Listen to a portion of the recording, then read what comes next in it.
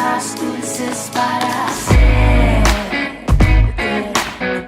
Cosas Dulces, un programa de obsesiones. Cosas dulces para hacer. Cosas Dulces en el aire, otra vez grabando de día. Ya no es una excepción, podemos decir. Sofía Durán, ¿cómo estás? ¿Todo bien? ¿Cómo andas, Gasti? Muy bien. Ya se está haciendo costumbre varias cosas, no solo lo de día, sino también que traemos invitadas para que nos acompañen. Para que nos acompañen. El otro día vino Fede Borlaberry y ahora está Agus Lombardi, que en realidad vino de más cerca, vino de la redacción para acá adentro. Hoy me colé al estudio. ¿Cómo estás, Augusto? ¿Bien? Cosas Dulces. Bien. Bienvenida a tu primera Cosa Dulce, como dijiste hoy. Primer Cosas Dulces. Bautismo. Bautismo de Cosas Dulces. Muchas gracias por venir, porque además venís con una entrevista que fue idea tuya, que nos propusiste vos, porque es un libro que tiene cierta importancia, ahora puedes contar sobre eso. Y la entrevista es con Fernando Duclos. Fernando, ¿cómo estás? Bienvenido. Bueno, muchas gracias por la invitación y por las cosas dulces. Eso puede llevarte todo lo que quieras. Fernando Duclos, a que yo en realidad conozco como periodistán. Sí, mucha gente ya me conoce por mi alter ego que se comió a mi verdadero nombre. Tu libro en realidad se llama así, pero tu cuenta de Twitter también, entonces yo te conocía por tu alter ego Twitter. Mi nombre artístico, Claro. digamos, podría decir que sí, antes de ser periodistán, era efectivamente Fernando, un periodista sin alter ego, que tenía una cuenta de Twitter que ya no uso más. Y bueno, efectivamente, sí, hay mucha gente incluso que no me conoce y me dice, hola, Perio, por ejemplo, ¿no? Como me pone un apodo. Bueno, ya está, me guste o no, es una batalla perdida, listo, periodistán quedó. Pero acá venís en calidad de Fernando, que en realidad estás estás en Montevideo para promocionar un evento que no se llama Periodistán, ¿no? Sino que se llama De Kabul a Montevideo. Sí, es el nombre del espectáculo teatral, efectivamente. A ver, más allá de el chiste, yo trato efectivamente de seguir siendo siempre Fernando. Lo digo en el sentido de que, bueno, a veces uno dice, wow, tengo 300.000 seguidores en Twitter, eso me da un poder, y eso significa que soy famoso, y que no sé qué, y que pasa esto y pasa lo otro, y estoy por encima. No lo creo, sinceramente. A ver, no me voy a poner en necio. Obvio que escribir y que te lea mucha gente te da un poder, si lo podemos llamar así, pero la verdad es que trato siempre de ser la misma persona que soy y que sería si no fuese que mis cuentas se hubiesen vuelto virales. Mal que mal, si el día de mañana Elon Musk decide apretar un botón rojo y que para siempre Twitter deje de existir, yo voy a seguir. Peligrosamente cerca de ese momento. Estamos además. Peligrosamente cerca. No sé si sería algo tan malo, la verdad. Yo voy a seguir siendo la misma persona, o sea, no me creo ni más ni menos que nadie. Así que bueno, trato de que, más allá de los nombres, de efectivamente seguir siempre siendo Fernando. ¿Y cómo es que Fernando, el periodista, pasó a ser periodistán?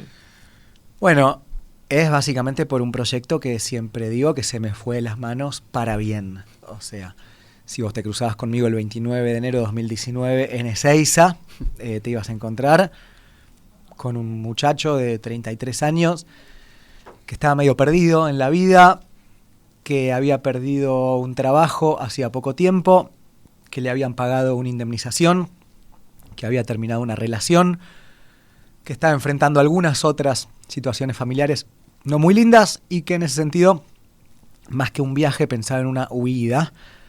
Y que en esa huida, bueno, como yo siempre trabajé de periodista, se me había ocurrido hacer un pequeño proyectito, un blog, ni siquiera tenía Twitter ni nada, contando un poco lo que veía, y se me había ocurrido que podía llegar hasta estos países terminados en istán y que por eso le iba a poner el nombre Periodistán al proyecto.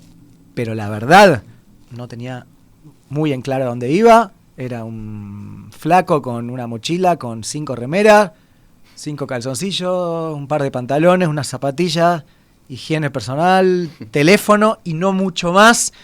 Y en mi ideal, lo que yo pensaba era, bueno, voy a viajar, voy a disfrutar, obviamente, esto me va a servir un poco para olvidarme de algunas cosas. Además, como soy periodista, voy a aprovechar que quiero ir a estos lugares raros con esta plata que gané de la indemnización y voy a empezar a contar un poco cómo es la vida en estos lugares de los que tan poco sabemos. Y cuando vuelva voy a conseguir algún laburito como siempre. Ese era un poco lo que yo pensé que iba a pasar. Y bueno, claramente se Un me viaje fue. de ida. Sí, desde ese día que trabajo de eso. Claro. O sea, con momentos mejores, momentos peores, pero escribí libros que se vendieron muy, muy bien. Tengo un show de teatro que me trae incluso a otros países como Uruguay. Muchísima gente me reconoce en la calle, me agradece, me insultan también. En fin, me volví una persona conocida, si querés decirle así, pero que vive de esto. Y de nuevo, tengo libros, tengo teatro, hago viajes guiados, es decir, ahora estoy llevando a gente a los lugares a los que yo alguna vez fui solo. Así en broma digo que soy un empresario de medios, debo ser el empresario de medios más pobre del continente. Pero bueno, a ver, de nuevo, vivo de lo que me gusta. Jamás hubiese pensado aquel 29 de enero de 2019 con ese pequeño proyectito que había arrancado, que 5 años después, Periodistán se convirtió efectivamente en una marca, en un nombre propio. Porque, perdón, digo, ya sabemos, pero digo, antes de ese 29 de enero, ¿qué tipo de periodismo hacías? Mirá, yo estudié periodismo deportivo y al mismo tiempo también estudié ciencias de la comunicación en la Universidad de Buenos Aires. El deporte me encanta, pero también me encantan un montón de otras cosas más, y más cuando las logro combinar. Creo que el deporte muchas veces sirve para explicar un montón de procesos que suceden en las sociedades que por supuesto van mucho más allá del deporte, ¿no? Si uno ve, por decirte un ejemplo, cómo era la selección de Alemania de fútbol en 1990, eran 11 rubios. Si vos ves cómo es la selección alemana de fútbol hoy, son 2 kosovares, 2 albaneses, 2 con papas africanos, mucho turco y 2 rubios. Y todos son alemanes. Eso es lo interesante. Entonces, el fútbol, no para todo, el deporte, mejor dicho, sirve para explicar a veces de forma muy fácil, muy palpable, ciertos procesos o ciertas cosas que suceden que de otra forma tal vez serían más difíciles de explicar. Dicho eso, yo estudié como para ser periodista deportivo, además estudié ciencia de la comunicación, me interesa el mundo en general, me gusta mucho, me interesa la geografía, los mapas, la historia, la cultura, etcétera, etcétera, etcétera. Y la verdad es que hacía el periodismo que podía en un mundo en el que uno trabaja de lo que puede. Básicamente, durante mucho tiempo fui periodista deportivo. Siempre traté de salir de eso porque en un momento sentía que siempre escribía sobre lo mismo. Después, cuando vivía en Brasil, por ejemplo, fui corresponsal de una agencia de noticias, entonces escribía de lo que tocaba. Había días que eran noticias de política, otros que eran noticias de deportes, otros que eran noticias de economía, pero siempre había sido periodista de medio gráfico, de escribir. Nunca, si vos me decías hace 5 años, che, vas a hacer un show de teatro en Córdoba, en Mendoza, en Uruguay o en Chile y la gente te va a ir a ver a vos en un escenario, yo hubiera dicho, es joda, o sea, Y esto no va a ser puede sobre pasar. deporte. Y no va a ser sobre deporte. Y no va a ser sobre deporte, además. Pero bueno, sucedió y me pone contento, obviamente. Yo siempre fui muy abierto respecto a esas cosas nuevas que ven surgiendo. Digo, si vos me conocías de nuevo a principios de 2020, mi principal problema era dónde poner la carpa en Kirguistán y dónde comprar medias nuevas porque ya estaban todas agujereadas. Y 3 meses después había una chica peinándome y otra maquillándome antes de salir a conducir mi programa de televisión. Y yo pensaba, ¿qué pasó? O sea, ¿cómo llegué de una cosa a la otra? Pero bueno, fue pasando y acá estamos y el futuro dirá, ¿no? Agus está anotando un montón de cosas. Agus. No, se me ocurre que capaz que estaría bueno hacer un breve repaso de tus viajes a partir de... Fue 2019 que dijiste, ¿no? Que arrancó el proyecto Periodistán. Entiendo que antes igual ya habías viajado un poco. Sí, a ver, a mí siempre me gustó, la verdad, siempre tuve como esta debilidad de salir a recorrer. Mi primer gran viaje fue cuando tenía 21 años, que salí a recorrer Sudamérica, desde Argentina, yendo por el lado del Océano Pacífico, Bolivia, Perú, Ecuador, Colombia, hasta Nicaragua. Un viaje que lo pienso hoy y realmente no lo creo, en el sentido que, claro, cuando uno tiene 20 años se cree un héroe inmortal cree que nada le puede pasar y hace cosas que después se da cuenta que no debería haber hecho. Pero está bien, a los 20 años no se puede pensar como a los 35. Entonces dormí en la playa, fui sin plata, o sea, dormí en la playa, dormí en la policía, dormí en los bomberos, había días que solamente comía las frutas que bajaba de las palmeras, en fin. Ese fue mi primer viaje. Gasolero, digamos. No, un nivel ya extremo. Está bien, ¿qué plata tiene uno a esa edad? Mis viejos me ayudaron con algo, sí, pero la verdad es que... después de 2013, ese fue, sí, mi primer así viaje que uno dice, wow, te fuiste a otro mundo, que durante 9 meses recorrí África. Yo tenía 27 años, fui desde Etiopía hasta Sudáfrica, hice 14 países. También yo trabajaba en un diario en Argentina, pedí el retiro voluntario, era editor, era un trabajo de periodista deportivo, de hecho. Me pagaron por el retiro voluntario en una época en que te pagaban para que te vayas, digamos. Y bueno, con ese sueldo me saqué un pasaje a Etiopía. Mi papá y mi mamá se querían morir, obviamente. Yo tenía un trabajo mal que mal, promisorio, una carrera en un gran medio, etcétera, y largué todo. Y ahí escribí un pequeño blog, que obviamente tuvo una cierta repercusión, nada comparable a lo que vino después. Pero mi idea cuando empezó Periodistán era efectivamente volver a hacer eso. Un poco apuntaba a eso. De hecho, a mí siempre me había quedado como una suerte de deuda, casi diría existencialista, humana, en el sentido de... Yo siempre había dicho que lo mejor que había hecho en toda mi vida fue justamente ese viaje por África de 9 meses. Y después la vida obviamente te lleva por otros caminos los cuales no lo podés volver a hacer. O sea, no es que yo tengo ni muchísima plata, no me quejo, digo, a ver, nunca pasé frío, nunca pasé hambre, pero no es que te digo, me voy mañana a Tailandia, no. Y además... uno tiene su vida, después llega, consigue otro laburo, se pone en pareja, etcétera, etcétera, etcétera. No lo puede hacer otra vez. Y siempre me había quedado esa vena en el cuello de, qué loco, ¿no? Lo que más me gustó hacer en la vida y probablemente nunca más lo pueda volver a hacer. Hasta que 2018, a finales, me encuentra también con muchísimas ganas, muchísimas de poder hacer algo así otra vez, leyendo mucho sobre Asia y sobre estos países terminados en Istán y demás. Y de repente sucede esto, me quedo sin laburo, me pagan, termino una relación, dije, chau, es ahora o nunca. Y bueno, me animé. Entonces vino ese viaje que terminó durando al final más de un año. Primero porque, claro, Periodistán se volvió cada vez más masivo y yo dije, esta es la gallina de los huevos de oro, no la voy a alargar. Y seguí viajando. Y además que el viaje era baratísimo. En Medio Oriente la gente te invita, te regala, no gastás.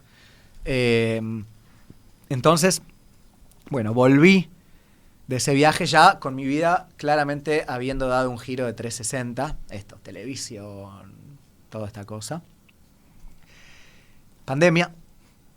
Y ahí en 2022 me junté con la gente de Futurock, que claro, ya había salido el libro de La Ruta de la Seda y le había ido muy bien, había vendido mucho. Entonces la gente de Futurock me dice, nos gustaría que hagas un segundo viaje. Nosotros te lo bancamos con la condición de que cuando vuelvas escribas la segunda parte o el segundo libro de Periodistán para nosotros, que es efectivamente... Mostralo si querés, toma. Bueno, efectivamente el libro que quedó de la India, ¿no? Que es toda... O sea, así, el primer libro, el de Periodistán, habían sido como 15 países en un libro, este es uno solo, pero claro, porque la India es una enormidad tan gigante, o sea, es 2 veces Europa, 7 veces Brasil, entonces es como, en realidad escribir sobre un continente. Y ahí te fuiste 6 meses. Me fui 6 meses a la India. Y ese fue mi último viaje largo, real. Todo lo que vino después fue efectivamente a partir de ya la masividad a la que había llegado Periodistán.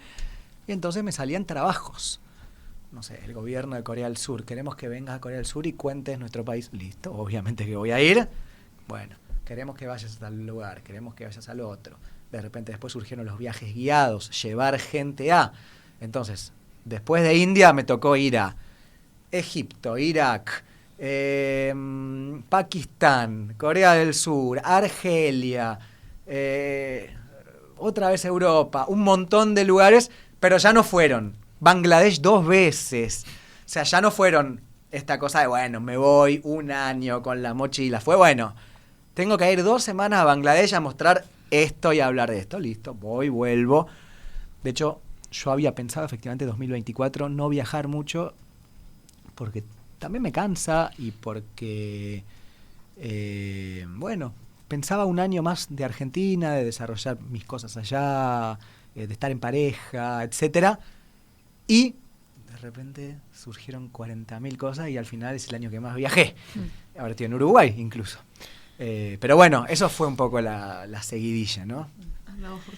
No, te iba a preguntar que vos dijiste que este viaje a India fue tu último viaje así largo y también tu último libro. Entonces con estas nuevas invitaciones también como que empiezan a surgir nuevos formatos por los que vos seguís contando y expandiendo este periodismo que haces vos, que es periodismo de viaje, ¿no? Entonces empezás escribiendo, pero después también llevas el trabajo hacia otros formatos. Uh-huh. ¿Cómo exploras eso? Como me va saliendo, la verdad es esa. No, muchas veces me han preguntado ¿cuál fue el secreto de Periodistán? ¿Cómo hiciste para que casi sin recursos de repente 200.000 no sé, o sea, no es que yo tengo un plan de publicación ni obviamente trabajo en esto, lo hago con responsabilidad. Digo, si tengo que presentar un show de teatro, preparo el guión, lo comparto con gente a ver qué les parece, lo reviso, busco qué fotos pueden ir, qué videos. No es que lo hago así en 15 minutos, le pongo trabajo y dedicación. Ahora, no es más trabajo y dedicación que lo que cualquiera le pone a su trabajo. No es tampoco que me paso la vida. En esto lo que yo creo efectivamente es que cada formato es diferente y hay que trabajar en cada uno. Si yo hubiera hecho un libro basado en los hilos de Twitter, no hubiera estado tan bueno. Twitter es Twitter, los libros son los libros, el teatro es el teatro. Esto es como querer pasar un CD de música al libro y no podés, tenés que empezarlo de cero. O sea, no hay forma de trasvasar de un formato a otro. Entonces, bueno, trato de ir adaptándome. Por ahora, en todo yo me sentí más o menos bien y conforme, pero también podría haber pasado de empezar a hacer teatro y a la primera práctica a ver que no servía para caminar un escenario y hubiera dicho, bueno, ya está, no pasa nada, o sea, seguiré haciendo otras cosas. Pero bueno, lo que creo que tengo que decir es que efectivamente cada formato tiene para mí sus secretos, sus cosas. De nuevo, yo no puedo escribir un libro pensando en que lo voy a hacer como un hilo de Twitter, no. Twitter, qué lindo, qué bueno, gracias por todo, ahora voy a escribir el libro. O lanzar mi canal de YouTube. Yo he pensado, wow, sí, tengo tantos seguidores en Twitter que ahora voy a lanzar mi canal de YouTube y voy a explotar todo. Y no. O sea, va bien, pero no es una cosa descomunal. Un soporte es un soporte, otro es otro. Entonces, a cada uno hay que ponerle trabajo, empeño y obviamente lleva tiempo, cuesta, pero bueno, ahí vamos. Relacionado con eso, hay dos cosas, porque un poco también es la mirada, ¿no? Vos nos contabas, bueno, fuiste un viaje, primero que nada hiciste ese viaje por América del Sur y ahora después fuiste a Etiopía. Eso también, y el hecho de que hay embajadas que te invitan a sus países a que lo conozcas, ¿no? Todo el tema de la mirada. Entonces, por un lado, ¿vos creés que también fuiste educando esa mirada o hubo algo en vos? Porque a mí, por ejemplo, no se me ocurriría ir a Etiopía, o cada uno tendrá sus destinos diferentes. Obvio. Y vos en particular siempre tuviste esos. Entonces, ¿hay una parte de tu mirada que tuviste que educar una vez que te fuiste metiendo en contacto con estos países? ¿O es algo que vos de alguna manera ya tenías estudiado o eso? Y otra respecto de la embajada es, ¿qué situación incómoda también cuando te manda una embajada a escribir sobre su país, no? Claro, sí. ¿Eso cómo es? A ver, respecto a... Me gustó que fue tipo conferencia de prensa que le metiste dos preguntas en una. No, pues pasa que tipo, las tenía las dos y se iban acumulando y era como, uy, está, necesito preguntarle esto. A ver, respecto a los intereses de cada uno, sí, efectivamente, yo desde chico ya tengo un cierto interés por aquellas historias que no se suelen contar, el mundo en general, las banderas, bueno, tipo la remera que tengo puesta, los países raros, entre comillas. Digamos, no tiene absolutamente nada de malo querer, como yo, ir a Zimbabue y a Ruanda, así como absolutamente tiene nada de malo querer ir a Miami y New York. Simplemente son intereses diferentes y ya. Digamos, ahí no hay una cuestión de mejor, peor, ni nada. Cada persona es diferente y está perfecto. En mi caso siempre me atrajo más este tipo de lugares de los que no se suele decir mucho, que además creo que periodísticamente son más fértiles para contar historias, en el sentido de, si yo voy a Miami para contar una historia nueva que no se haya contado, algo que la gente no sepa, por poco tengo que, no sé, entrevistar al gobernador. Ahora, si yo voy a la frontera entre Uzbekistán y Tayikistán, ya por el hecho de estar ahí y caminar la calle, yo ya te puedo contar un montón de cosas que probablemente vos nunca habías escuchado, no sabías, y que te surgen un montón de preguntas respecto a qué es esto, dónde queda, qué comen, qué idioma hablan, cómo llegaste, etcétera, etcétera, etcétera. Entonces, por un lado eso. Sí, por el otro lado, educar la mirada, efectivamente. Es un proceso que uno va haciendo a medida que viaja, y más cuando estás en contacto con otredades, ¿no? Con gente que es diferente a uno. Imagino que salís con un montón de prejuicios también. No vos, digo, el que visita estos lugares desde esta parte del mundo. Sí, inevitablemente, no sé si llamarlo prejuicios, pero inevitablemente. Preconceptos. Sí, inevitablemente nosotros crecimos en una cultura que es una entre tantas. Y creemos muchas veces que es la cultura. Te voy a poner un ejemplo muy, muy básico para entender esto. En India la gran mayoría de matrimonios son arreglados, ¿no? Entonces los padres, principalmente la madre, tienen mucha incidencia en lo que el hijo decide. Yo, como argentino, viviendo en el país en que vivo, etcétera, no elijo eso para mi vida, ¿no? O sea, no sucede. Yo elijo con quién quiero estar, y si le gusta a mi mamá, bien, y si no le gusta, mal. Pero lo voy a elegir yo. Cuando yo voy a India y me entero que en India la gran mayoría de matrimonios son arreglados, si yo me quedo en mi categoría de pensamiento y en lo que yo creo, voy a decir, che, qué mal, esto no está bueno. Ahora, ¿por qué? Porque la idea que subyace atrás de mi concepción de lo que es el matrimonio, lo que es el casamiento, es que es la unión entre dos personas. Hace unos 20 años era hombre y mujer, eso después cambió, pero no deja de ser la unión entre dos personas. Yo me caso con vos, somos dos. Ahora, en India, en la sociedad india, un matrimonio es generalmente la unión entre dos familias. ¿Está bien? Es simplemente cambiar una palabrita en la categoría. Y la verdad es que no hay nada que diga que una está bien y otra está mal. Son simplemente, hay cosas que uno puede decir, esto está mal. Ok. Esto es simplemente una forma diferente de organizar una sociedad. No hay nadie que diga que per se una está buena y la otra está mala. Cuando ves la tasa de divorcios en nuestras sociedades, tal vez decís, che, no sé si, ¿está bien? Entonces, si vos entendés que en India la unión es un casamiento entre dos familias, automáticamente el hecho de que el matrimonio sea arreglado ya toma otro color. Esto quiere decir que yo voy a decir, qué bueno, qué lindo, no, porque yo vivo en otro lugar, en otra cultura, pero por lo menos no voy a llegar con mi categoría a decir, esto está mal, en nombre de lo que yo creo. Después, de nuevo, no te tiene que gustar todo, no tenés que estar de acuerdo con todo, pero mínimamente aprender a salirte un poco de tus categorías para entender que otras sociedades se organizan de formas diferentes y que per se eso no está ni bien ni mal, simplemente es. Un indio podría decir, casamiento entre dos personas, ¿qué? ¿Y la mamá y el papá que no cuentan? Tranquilamente lo podría decir, ¿se entiende? Entonces, bueno, ese es un poco el ejercicio que yo trato de hacer constantemente para aprender a relacionarme con otros. Es difícil, por supuesto, porque yo tengo años y años y décadas creciendo con una concepción, con una idea de la vida, y no es que te salís así de un día para el otro. Y lo último, respecto a las embajadas, sí, no te voy a mentir. Es una paja.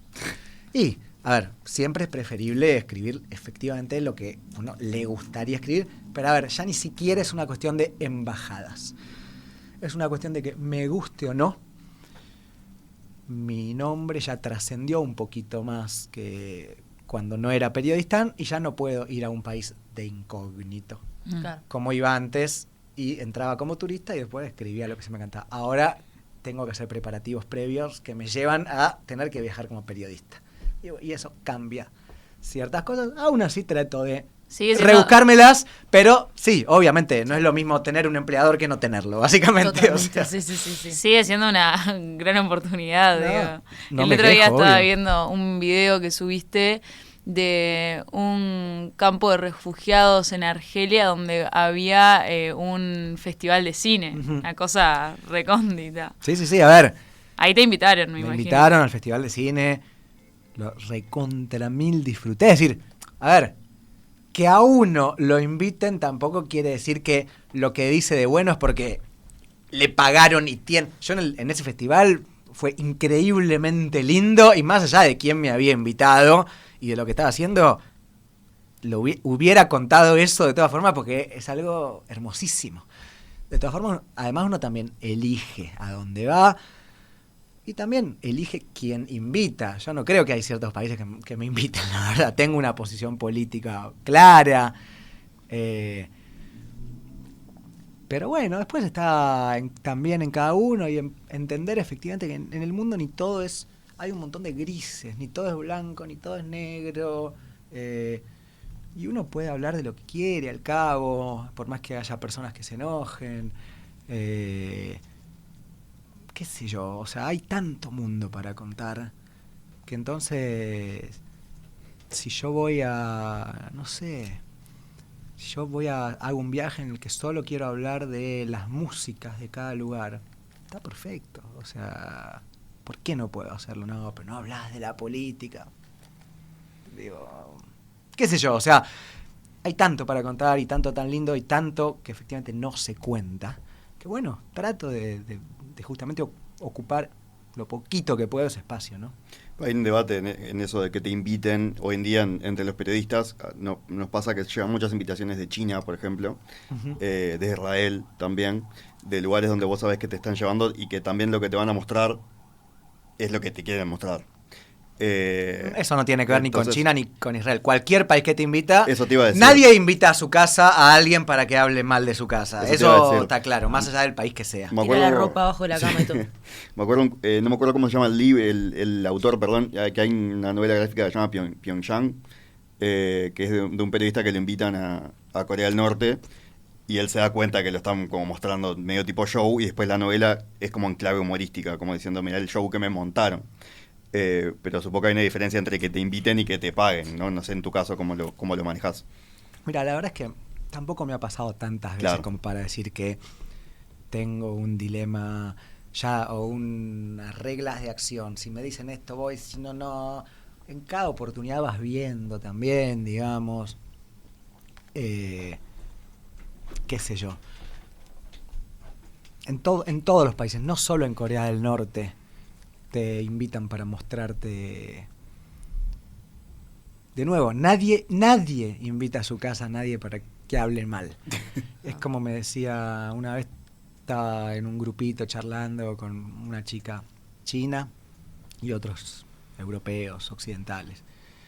Y entonces estaban, no sé, unos alemanes como diciéndole a la chica china, no puedo creer que en tu país te espían todo lo que escribís en WhatsApp, eso debe ser terrible. Y yo le dije, a vos también te espían, a todos nos espían. A ellos se los dicen, a nosotros no, pero te aseguro que a vos también te espían. O sea, después Corea del Norte, qué sé yo. Yo iría, pero ¿sabes qué? Gustosísimo. No, es uno de los países que más quiero ir. Me iría, pero con muchas ganas realmente. A ver qué hay, ¿no? A ver cómo es, claro, por supuesto. Un país completamente hermético, del cual además se dicen un montón de cosas que por poco parece que... Che, en verdad vamos a creer a este periodista que dice que se comen a los perros y los gatos. O sea, tan fácil creemos las cosas, como, ¿no? Sabiendo que además siempre hay un componente de poder en la información y de interés en el medio. Pero sí, a ver, no me ha pasado tanto. No tengo un manual de uso y de acción. Mirá, si me invitan claro. si me invitan... Pero en principio... hoy en día incluso lo ves hace poco hubo mucho youtuber que fue a las cárceles de Bukele. Y vos viéndolo como periodista, sí, les están mostrando, están haciendo un tour de onda, que divino todo, ¿no? Uh-huh. Y como soy youtuber y no son periodistas, lo cuentan como que divino todo, pero hay como que el ojo periodístico ahí no es poco. Sí, El momento que la crónica de viaje está como tan... es un dilema. Todo el mundo hace, ¿no? Sí, Crónica obvio. Es un dilema complejo, la verdad. Después cada cual tiene sus límites, su ética. Esto sí lo hago, esto no. me parece difícil además plantear una suerte de manual de acción rígido, en el sentido de, esto sí, vas viendo en cada caso. A veces también pasa que te encontrás con cosas que no te esperás. No sé, es complejo, efectivamente. No tengo mucho más que decir que sí, que es algo complejo, obvio. Son intereses que se chocan. Tampoco es que el periodismo es una cosa re limpia, ¿no? No, está claro. Hay intereses cruzados por todos lados, y después estamos los individuos, y de repente al mismo tiempo uno quiere su carrera personal, pero al mismo tiempo el medio en que trabaja, y quedar bien acá y quedar bien allá. Bueno, se cruzan esas diferentes lógicas, ¿no? ¿Les parece que hacemos una pausa? Sí, y volvemos con más. Volvemos con más cosas dulces.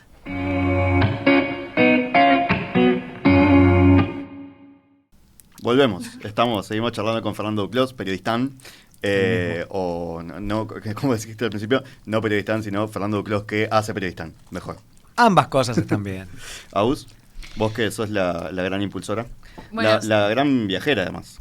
Sí. Porque no sé si lo dijiste al aire, pero hiciste este viaje Claro, un poco acompañada por el libro de Fernando. Sí, yo el año pasado me fui a India como 25 días y en nuestra Biblia de viaje fue el libro de Fernando. Bueno, es muy lindo que me digan eso, digamos, ¿no? Porque al cabo uno lo hace casi que para eso. Entonces cuando vi que venía a Uruguay me pareció una buena oportunidad para poder entrevistarlo. Quería seguir enganchando un poco con los temas que venías hablando, de conocer lugares tan distintos por interés propio o porque te hayan invitado. Siempre el viajar te abre la cabeza, ¿no? Volvés con otra perspectiva, con otra mirada de la realidad. Y también empezás a procesar tu propia realidad y cuestionar las cosas que te llevan con todo eso que traes de tus experiencias de viaje. Uh-huh. Entonces, vos como periodistán y haciendo periodismo de viaje, también portás como un poco este discurso, un poco alternativo quizás, a lo que cuentan en general los medios de comunicación y la información respecto a estos lugares tan lejanos y de los que en general no tenemos mucho conocimiento. ¿Cuál es tu experiencia? ¿Te crees que sos un portador de un discurso alternativo? Si lo soy, no lo busqué. O sea, puede que efectivamente haya sucedido, pero no fue una cosa premeditada, como la gran mayoría de periodistas no fue premeditado, simplemente sucedió. Y obviamente, una vez que uno se da cuenta de algo, elige o profundizar en esa beta o largarla.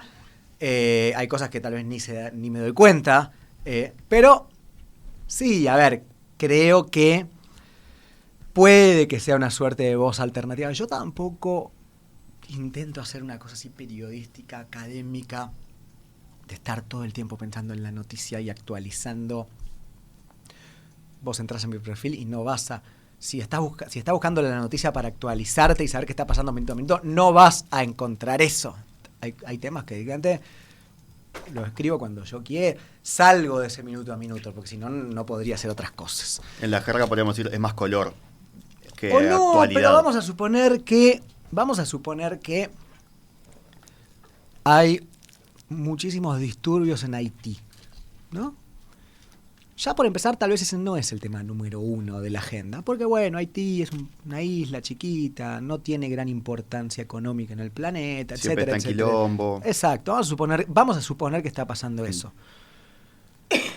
Yo no te voy a estar contando el minuto a minuto ni nada, pero tal vez 3 días después de que estás en el gran caos y después de haberlo preparado, leído, pensado, te digo, en estos 25 hilos te voy a explicar por qué, cuál es la responsabilidad de Francia desde hace 200 años en lo que hoy pasa en Haití. Bueno, ni siquiera diría color porque es algo serio. No, claro, sí, es profundidad. Pero no es tampoco que... Hago muchas cosas muy diferentes. A mí me encanta el color, no te estoy No, a mí criticando. me encanta también. Es hermoso. Porque aparte, de nuevo, porque el color es mucho más importante de lo que uno piensa también, más allá de esa, tal vez, subestimación. Es importantísimo saber qué música le gusta escuchar a la gente. Es importantísimo saber cómo construyen sus casas. Que a los iraníes les gusta la poesía. Claro. Ahí se vuelve también un poco a lo que decías sobre el deporte, ¿no? Como esas cosas Bueno, más claro, culturales o deportivas que parecen más superficiales, en realidad calan muy hondo. A partir de historias micros como el casamiento. Digo, si vos, ¿qué es más importante para entender la India? ¿Conocerte de memoria las 20 siglas de partidos políticos que existen o la fecha exacta en que sucedió cada cosa? ¿O haber logrado entender que la organización en casta funciona de tal forma y que los matrimonios suceden así por tal cosa? Es mucho más importante el otro porque además forma parte de la vida de las personas. O sea, muchas veces pareciera, y más en nuestros países, tal vez que por un lado la política, debate en el Senado, partido político, y por el otro lado la vida de la gente. Y en realidad, primero que deberían ser las dos cosas medio lo mismo, porque al cabo la política sirve para mejorar la vida de la gente, o debería servir para eso. Y segundo, que muchas veces tu vida mejora por eso, porque en tu casa salga el agua más limpia, o porque un día tengas un caño que no tenías, o porque aprendiste a cocinar tal cosa, digamos, ¿no? Eso es un poco lo que mejora nuestras vidas y al cabo lo que construye los países, porque tu familia se comporte de tal forma, etcétera, etcétera, etcétera. Entonces, me perdí un poco en la pregunta porque empezamos a hablar de un montón de cosas, pero sí, a veces me considero una voz alternativa. No, yo tampoco me quiero convertir en eso. Si no crees en lo que dicen los grandes medios, léeme a mí. No, porque entonces al final terminás llevando justamente la agenda que llevan ellos, solamente que respondiendo. Al final sos un medio contestatario de una agenda que ponen otros. Mientras otros dicen que Estados Unidos es A, yo te digo que Estados Unidos es B. Yo tengo ganas de hablar de lo que está pasando en Haití. O sea, y si un día tengo ganas de contestar, también lo voy a hacer, pero mi agenda es mi agenda y no me influencia tanto el ser una voz alternativa. Claro, las circunstancias a veces hacen que te conviertas un poco en eso. Si ningún medio habla de, no sé, Gaza, y vos decís, che, miren que en Gaza está pasando tal cosa, de repente ya la sociedad te pone, lee este pibe para entender la verdad, qué sé yo, esas cosas que se dicen, pero no es tampoco que lo busco, menos en todos los temas. Yo trato de escribir la verdad. En última instancia, en ultimísima, hago esto porque me gusta y porque lo disfruto. Y lo disfruto también porque escribo de lo que tengo ganas y de lo que me gusta. En ese tren del discurso alternativo, algo que hace un rato lo pensaba cuando hablabas lo de India y los casamientos, hay un riesgo de que no de solo de que te relativizar. lo señalen, sino de pasarte y decir, no, es cultural, cuando hay cosas que uno puede decir objetivamente están mal. No sé, vos dijiste, creo que usaste esa expresión, no objetivamente, pero dijiste algo parecido. Sí, esto está mal. Hay cosas que están mal, no sé, las lapidaciones o las mutilaciones genitales en algún lugar en Egipto era, no me acuerdo dónde salió. No, en diferentes países, pero no países enteros tampoco, en diferentes Claro, regiones zonas. africanas. A ver, incluso así ese es un debate difícil, pero ok, vamos a suponer que sí. Efectivamente, creemos que hay cosas que universalmente están mal. De nuevo, aún así es un debate complejo, por lo que muchas veces implicó eso. Pero, ok. ¿A qué te referís con lo que muchas veces implicó? ¿Por qué se llegó a eso, decís? No, muchas veces en nombre de causas supuestamente universales, en nombre de traer la Biblia a los salvajes indios americanos que comían gente, se hicieron cosas. A eso voy. Siempre hay lucha de poder. Otro debate es también qué se hace con eso, porque a ver, ¿qué es más importante? ¿La libre determinación de los pueblos o la universalidad de ciertos derechos humanos? Ok, suponga, efectivamente, todos creemos que la mutilación genital femenina es algo horrible. ¿Qué hacemos con eso? ¿Está bien invadir un país por eso? Bueno, ahí hay un debate muy complejo, no tengo la solución, ¿eh? Nadie la tiene. Lo que tiene la gente es posiciones. Esto da derecho a invadir Afganistán. Después lo invade Estados Unidos y ves que es un desastre. Total, digo, hay mucha lucha, no se puede escindir el poder y lo que efectivamente pasa del debate. Pero ok, hagámoslo. Lleguemos a la conclusión de que efectivamente hay cosas que están mal per se. Obvio, listo. Tomemos este caso que es súper claro, ¿no? Listo. Ahora, lo que sucede en muchos casos, creo yo, es que esa postura te lleva a ni siquiera intentar entender el porqué. Y cuando digo entender el porqué, ni siquiera estoy diciendo justificar, obvio que no. Pero entender, no fue, digamos, las cosas no suceden, no nacen de un repollo. No es que un día un talibán se levantó con la peor de las ondas y dijo, a ver cómo puedo joder a las mujeres de este país. Bueno, a partir de mañana tienen que salir con burka. Eso no pasó. Las cosas pasan, y más en estos países, porque tienen atrás años y años y miles y milenios de historia, de concepciones, de buenos entendidos, de malos entendidos, de tensiones, etcétera, etcétera, etcétera. Entonces, muchas veces nosotros ni siquiera tratamos de entenderlos porque simplemente llegamos con el eslogan, esto está mal, nos quedamos conformes con nosotros mismos, esto que bueno, ya lo dije, etcétera. Y lamentablemente, si uno quiere llegar al fondo de las cosas, a veces hay que embarrarse. Incluso si uno quisiera cambiar las cosas. De nuevo, no estoy seguro no estoy seguro si uno tiene el derecho a cambiar las cosas de otros lugares, pero supongamos que sí. Y que vos lo haces realmente bien intencionado. Che, esto en este país me parece horrible. Quiero llegar y quiero cambiarlo. Quiero enseñarles cómo se hace bien. Está perfecto. Lo haces con la mejor de las intenciones. Bueno, si no entendés por qué pasan las cosas, tampoco lo vas a poder cambiar. O sea, las cosas no se cambian con eslóganes.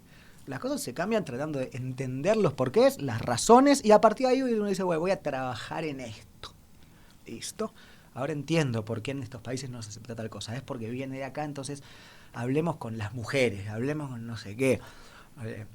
Pero eso muchas veces no se hace el esfuerzo. Simplemente uno llega al eslogan, qué lindo, qué mal, qué feo. Entonces yo digo, hay que tratar de salirse de las categorías de uno y entender las culturas. ¿Eso quiere decir que todo nos parece bien porque justamente como decís vos es cultural? No, hay un montón de cosas que nos parecen que están mal. Y está perfecto que así sea, porque el relativismo así medio bobo no sirve. Ahora, incluso así creo que hay que tomarse el trabajo de entender por qué suceden las cosas y qué es lo que las subyace. Vamos por la última. Dale. Bueno, es una pregunta que hacemos a todos nuestros invitados. A ver. Así que, ¿qué te obsesiona?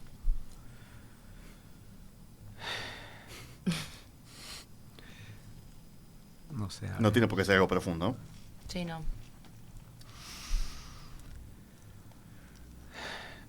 A ver.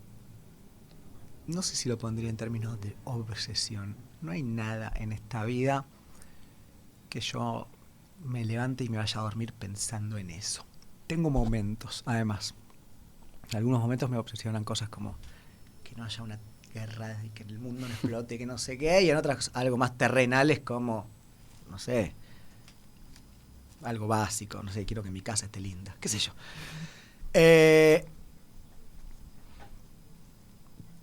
Sin que se convierta en una obsesión, a veces me da curiosidad, también por el ritmo raro de vida que elegí, saber dónde voy a estar de acá a unos 10 años.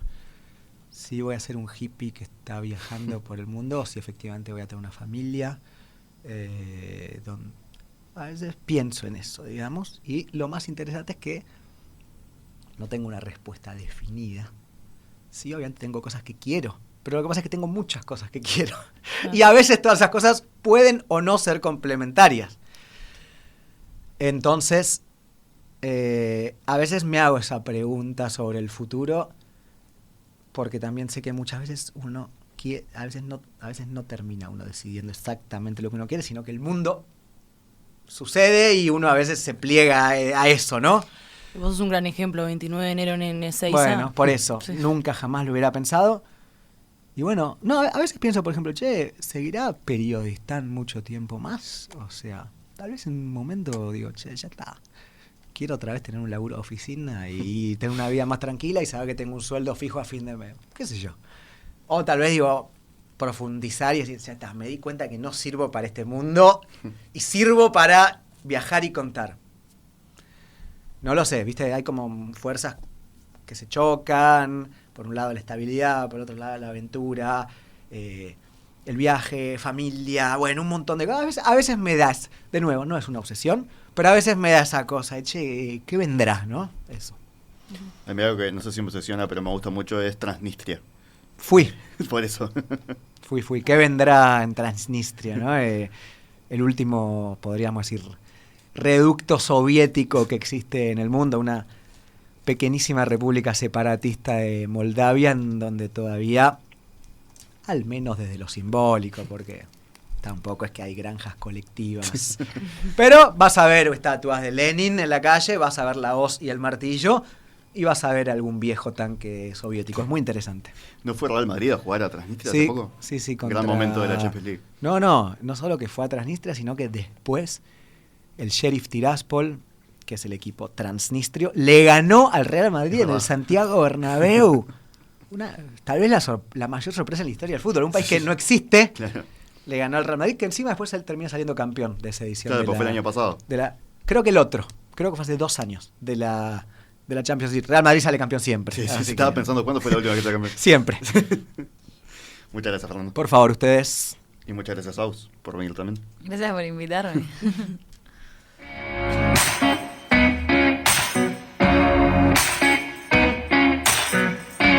Cosas dulces para